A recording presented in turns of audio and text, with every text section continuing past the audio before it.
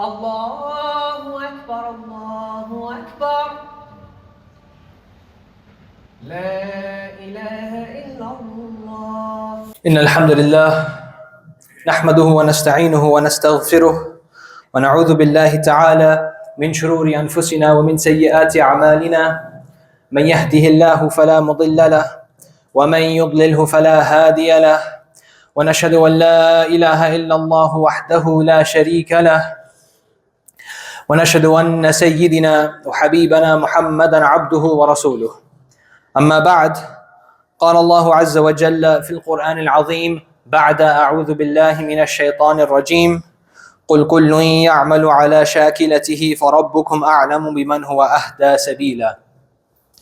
صدق الله العلي العظيم وصدق رسوله النبي الكريم، ونحن على ذلك من الشاهدين والشاكرين والحمد لله رب العالمين.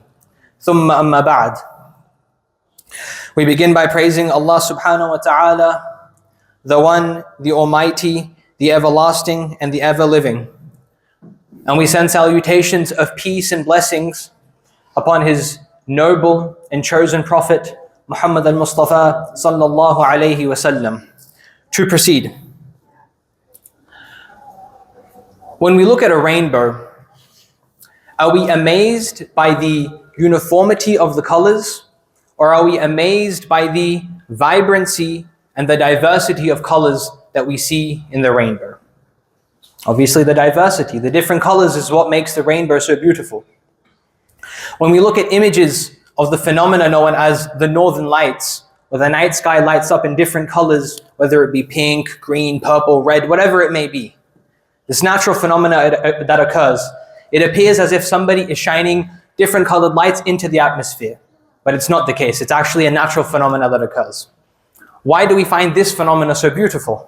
We find it beautiful because of the different colored lights that are appearing naturally. When we look at a well-kept garden that consists of different plants of different sizes, of different shapes, of different colors, and we compare that to an open green field, the grass of just grass. It's just one colored grass, one sized grass. Now between them, what is going to appear more beautiful? Obviously the first option, the well-maintained garden with the diversity of plants that we find. Now similarly, the way that we find beauty in the natural creation of Allah subhanahu wa ta'ala, we find this diversity also existing amongst insan as well, existing amongst human beings as well. Now beyond the obvious physical diversity, difference in our physical attributes, the topic of today's khutbah that I want to focus on is the differences that we have in regards to our personalities. No two people are the same. My teacher Qari Fidar Rahman, when he would give the example of when he was giving the example in regards to how two siblings from the same parents, same mother, same father, when those two aren't the same, then how can you expect everyone else to be the same as well? And he would also say, when your own fingers on your hand, they belong to you, this is your hand, when they aren't even the same size, then how can you be treating everybody in the same manner? Now, in regards to personality, I don't just want to focus on general personality, I want to focus on something known as spiritual personality. So we all have our own personality, which I'll get to in a bit. We also have something known as a spiritual personality as well.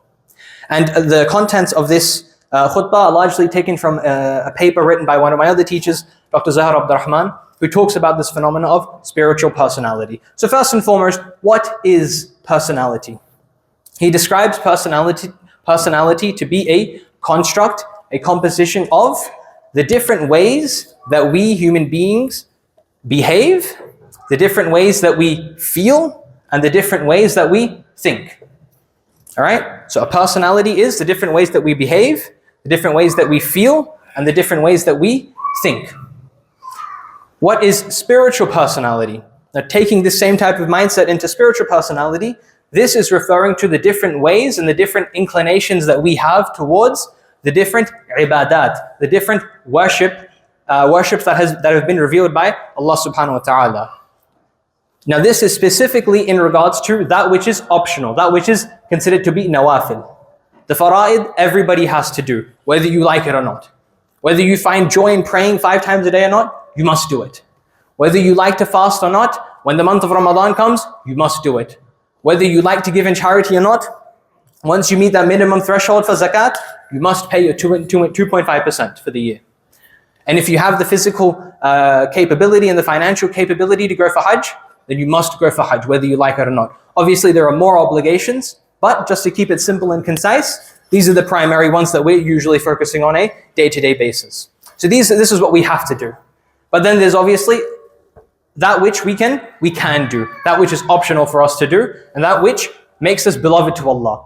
And to paraphrase a hadith Qudsi, the Prophet of Allah says that Allah subhanahu wa ta'ala says that by doing the obligations, you draw closer to Allah, but by doing the optional acts of worship, the nawafil, you become beloved to Allah.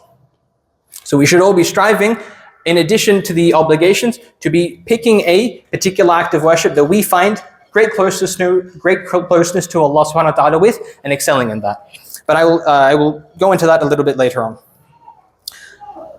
Now, just one hadith, there are many different evidences in regards to the different personalities that we have. This is something that has been commented, that has been referenced in the Quran, and there are many hadith about this as well. But I'll just mention one hadith, just so that we become a bit more clear with this. So the Prophet of Allah says, sallallahu alaihi wasallam, in an authentic narration, indeed Allah subhanahu wa ta'ala created Adam alayhi salam from a handful that he took from the earth, min jami' al-ard, that a handful of clay, a handful of sand that he took from the earth, and he created Adam alayhi salam from that. So the children of Adam, they come in according to the different type of earth that was collected. And then he gives the example of, so some of them come in red, some of them come in white, some of them come in black. So this is referring to obviously our color differences, our physical differences in regards to our body. But he doesn't just stop there. He goes deeper as well. He says, وَبَيْنَ ذَلِكَ وَسَهْلُ وَالْحَزْنُ. Some of them come in red, white, and black, and between them, there are those that are easygoing, as-sahlu, and then there are those that are hard-headed. They're a bit more serious, a bit more of a strong personality. There are those that are then al-haznu. There are those that are hard-headed. So this is referring to our personality differences, our mindset, differences in our mindset. And then he continues, he ends the hadith with, and then there are those, wal-khabithu wa-tayyibu. There are those that are then, you could say that those that are bad, those that are evil, and those that are pure and clean. And this is referring to our character. So there's a difference between our personality and character. I'm not going to go into it, but essentially our character is linked to our soul. So if you have a bad character, it means you have a bad soul, an impure soul. And if you have good character, then this is an indication that you have a good and a pure soul. So this is touching upon the 3 aspects of our being: the physical, the body, the mindset, the personality that we have, and our soul, our spiritual aspect. Now, evidence of this from the lives of the companions, or how the Prophet of Allah understood this concept. So first and foremost, the Prophet of Allah did understand this concept that everybody is different, and he never forced anybody to be in a way that they never were. And I will give one very quick example in regards to Hassan ibn Thabit radiyallahu anhu.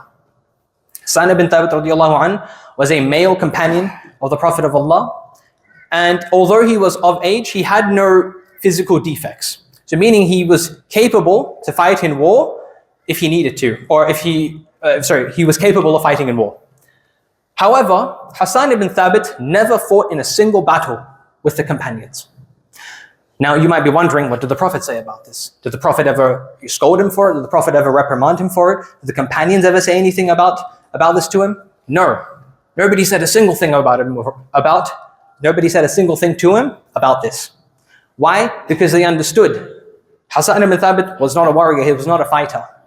But what he did have his prowess in, what he did excel in, was his poetry. That's what he was known for.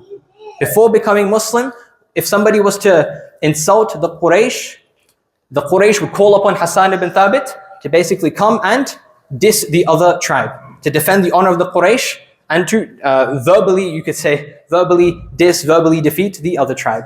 Once Hassan ibn Thabit became Muslim, the Prophet of Allah saw this skill that Hassan ibn Thabit had, and the Prophet of Allah utilized it for the defense of the Muslims, utilized it for the strengthening of the ummah. And so a lesson that we can take from this is there are certain skills that all of us possess. No, we don't all possess the same skills. Everybody excels at different things. Everybody has a different trade. Everybody has a different art. Everybody has a different type of mindset that they're excelling in. And so we shouldn't ever try and force two people or a community in general to be doing one particular thing. So when I mentioned spiritual personality at the start, one example of this is that not everybody can spend hours and hours sitting down reading Quran. We should be, but there are some people who can do this from morning to evening. Not everybody can do this.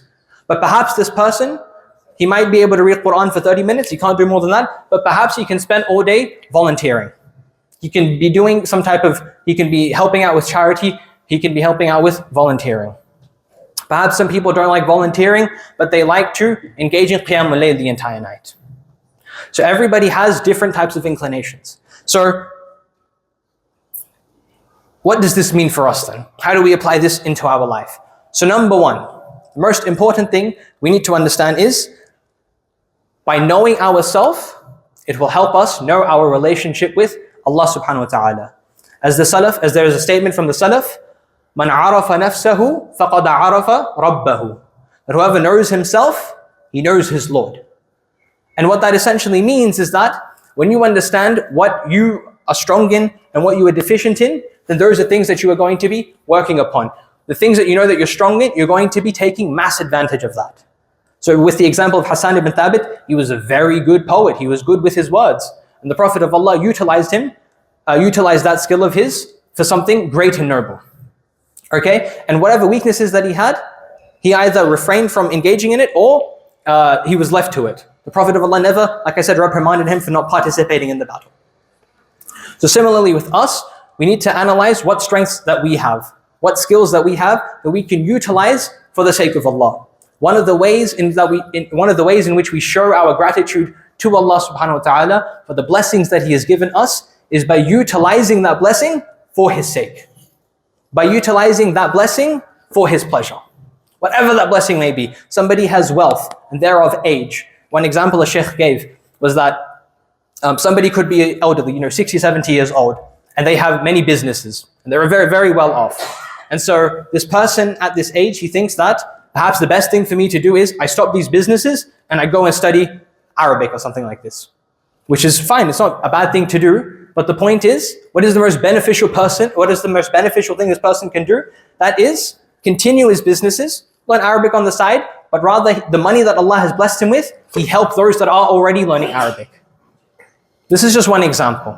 But I hope we can understand from this that whatever blessings that we have, we need to utilize them for the sake of Allah subhanahu wa ta'ala, for His pleasure and for His acceptance.